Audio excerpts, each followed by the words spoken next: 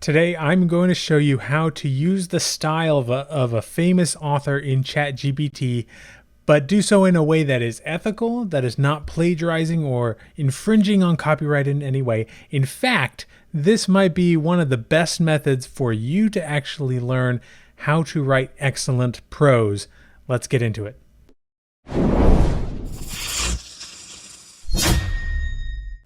All right, folks, welcome back to the channel. I'm Jason, the Nerdy Novelist, and today we're going to be talking about using someone's style in ChatGPT or any other AI program, but we'll be using ChatGPT for demonstration purposes today. Now, this is one of those things that is hotly debated online and just generally, is whether or not it is ethical for AI to essentially scrape and learn from the text of other authors, or in the case of art, scraping the internet and gathering art pieces and training the model on that. And this is not a video where we're going to be debating whether the models themselves should be doing that. We're going to be talking specifically about whether we should be using those styles or not, and how we can do so in an ethical way. Now, I think for myself and most of the people I've talked to,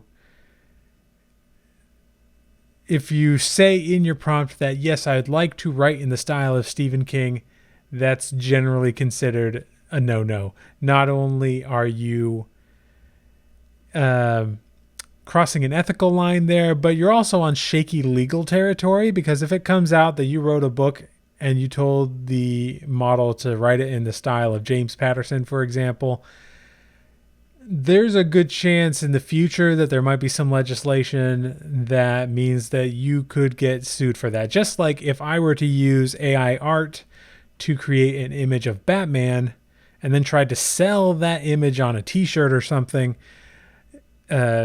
Warner Brothers and DC Comics could easily come and sue me for that, or give me a cease and desist or whatever. And so for that reason, I don't recommend you actually use the name of an author in your styles in your writing.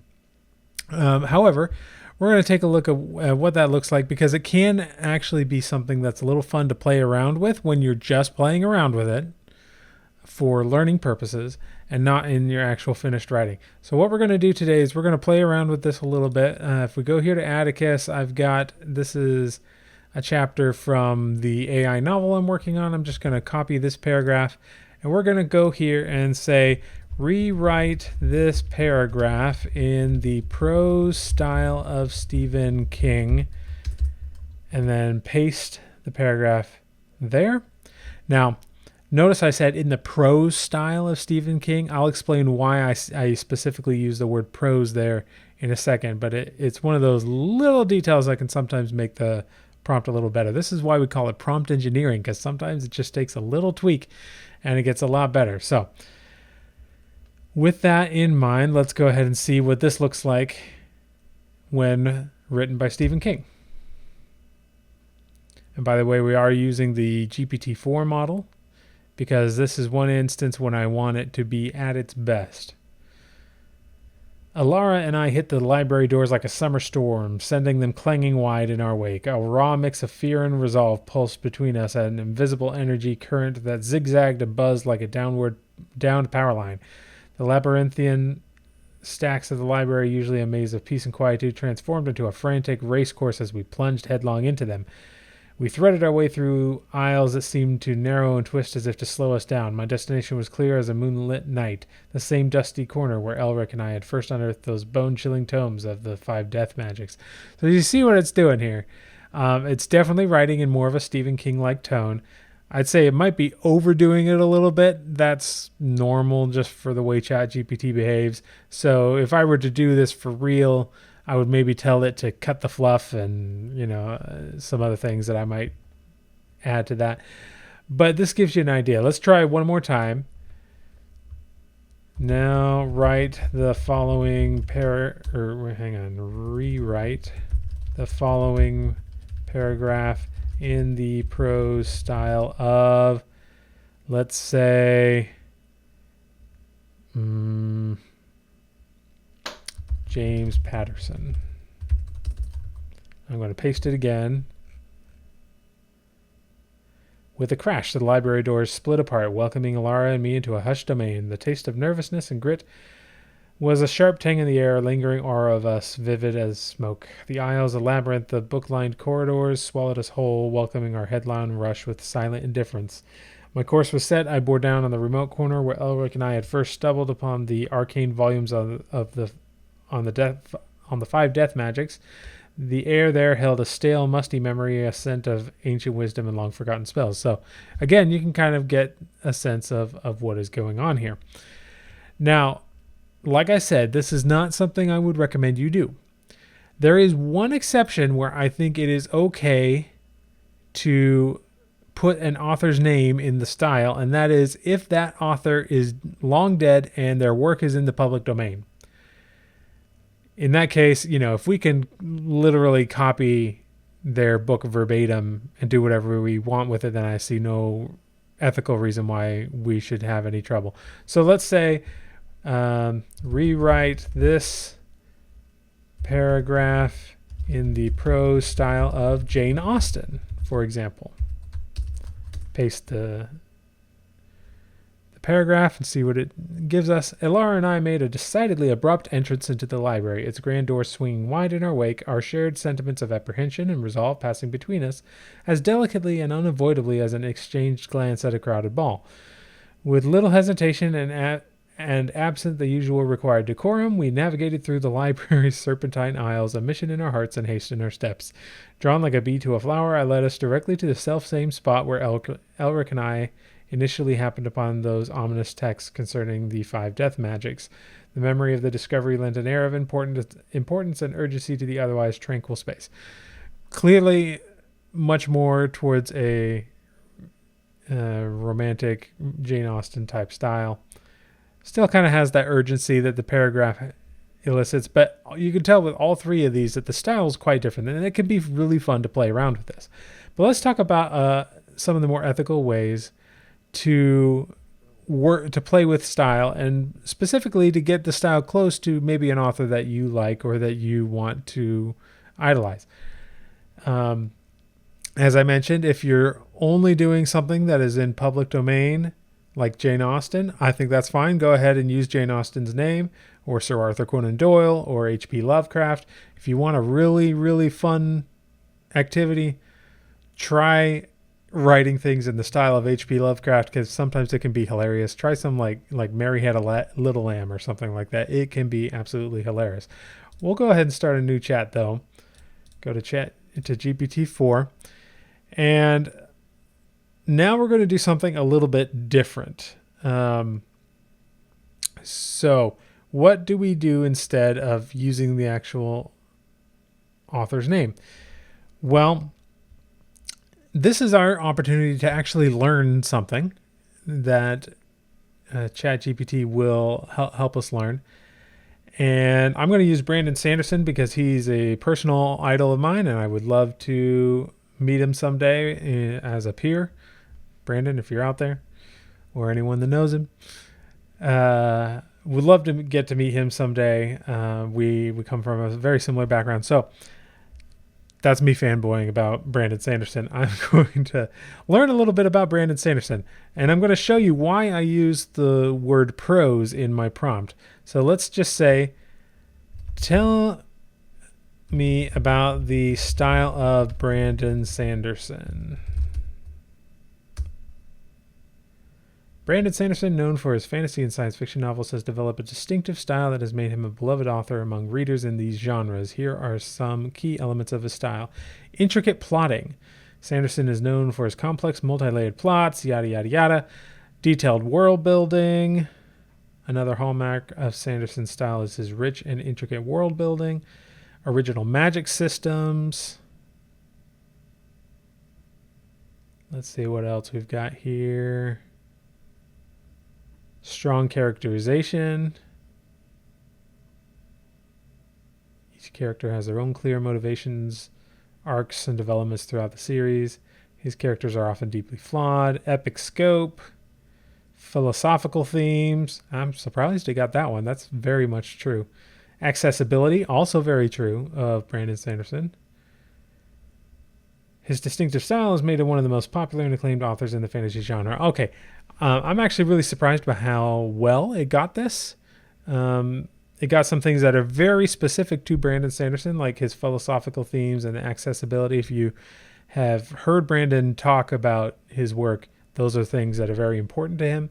And of course, everyone knows that he's the magic system guy. So this is all very true. But this is more of a big picture style.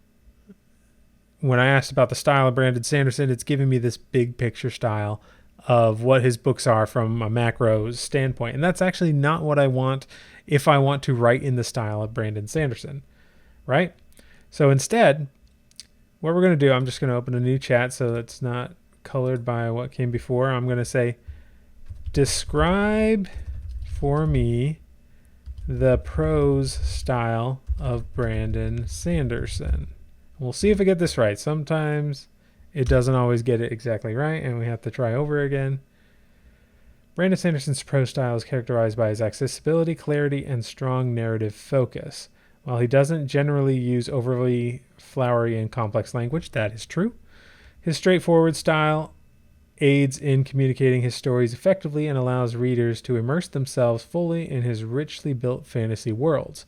Here are some distinctive elements of his prose style: detailed-oriented world building, magic system exposition, character-driven narration. So this is not necessarily quite, it's still kind of looking at it from a macro level. Let's go ahead and try this as soon as this finishes. Let's try and get a little bit more specific on our prompt and see if we can get it to say something else. Describe for me the style of Brandon Sanderson's prose on a paragraph by paragraph basis. Something like that. Just to give it a little bit more emphasis, like we want this specific type of style. His prose is characterized by its clarity, precision, and accessibility. That's kind of the same sort of thing it was telling us before. Okay, direct and efficient. Doesn't generally dwell on ornate language or lengthy, winding descriptions. That's true. Focused on characterization and action. Many of Sanderson's paragraphs are filled with action and dialogue, as he tends to advance his story primarily through the deeds and words of his characters. Detailed world building, so we can't avoid it completely, but that's okay. We're getting enough gems out of this that we can start to incorporate this into our prompt.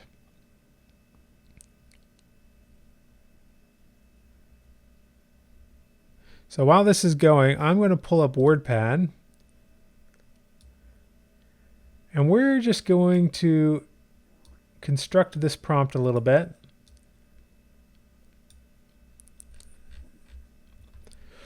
So before we were writing, write such and such in the style of Brandon Sanderson. Instead, we're going to say rewrite the following paragraph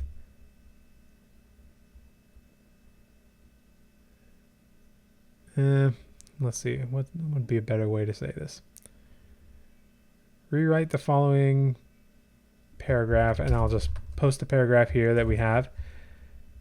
All right, and here is where we start picking little bits that we learned from Brandon Sanderson's style. Let's say a direct and efficient style that focuses on clarity, precision, and accessibility. I'm not sure the accessibility one will work the way we want it to.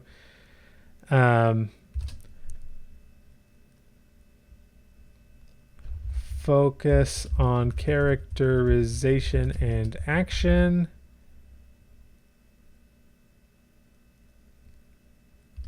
And you can even copy wholesale what it says here. For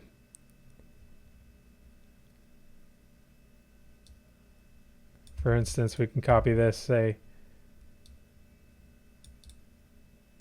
the prose can often contain the thoughts and inner dialogues of the characters. This gives reader deeper insight into their motivation, fears, and desires. It adds layers to the narrative and makes the characters feel more real and relatable. See, I'm fine just leaving that in the prompt. We might tweak it later. Use specific and concrete imagery. We'll skip this bit about the magic systems because that's not relevant to the prose as much as ChatGPT wants to think. I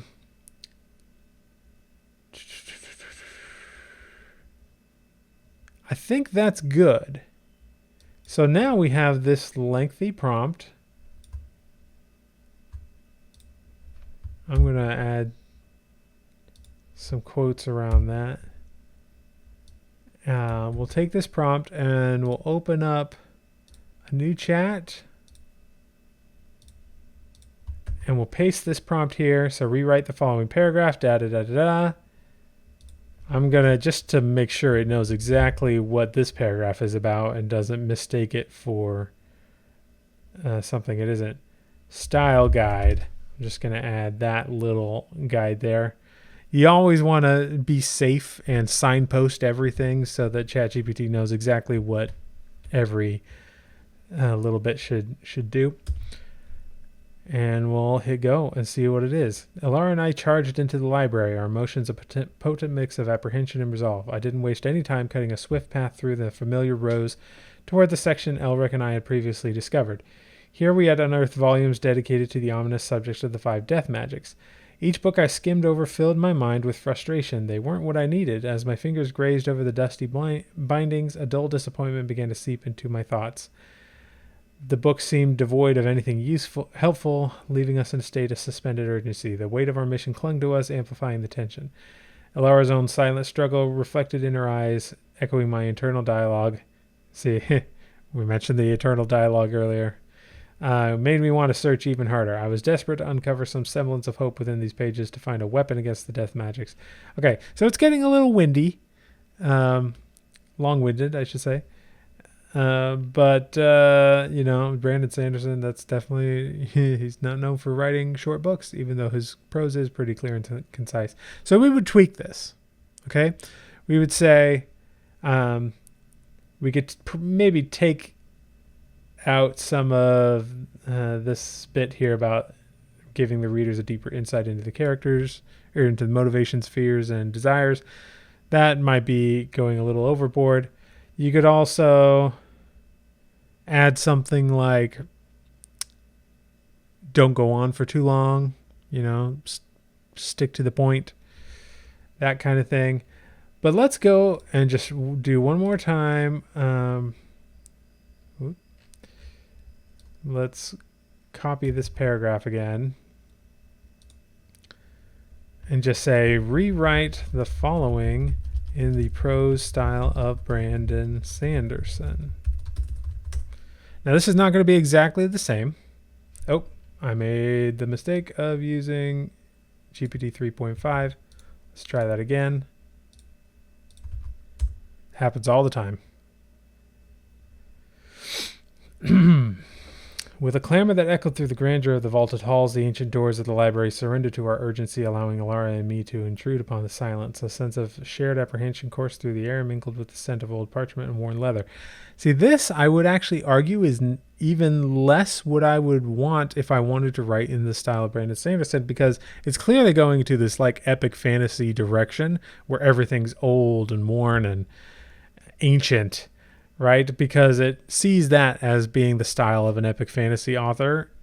It's going to add that world building element. And that's not necessarily what I want to do. So even if it were ethical to use Brandon Sanderson's name, I wouldn't necessarily want to do that, because it's going to come up with stuff that's not really what I'm looking for. But you can tell by going back at our long prompt here, this isn't too different. And obviously Brandon Sanderson, his prose is not remarkably different, but you can apply this to any number of things and you'll just end up getting really good prompts as a result of this. So to wrap up, It is not ethical, at least in my opinion, and the opinion of most authors I've talked to use the name of a living author whose work is copyrighted today in your prompts. But it is okay to pick those authors apart and actually learn about their styles and then see if you can incorporate bits of those stylistic elements into your book. And that is how you ethically write with a specific author style in your book. I hope that's been helpful to you, and I will see you in the next video.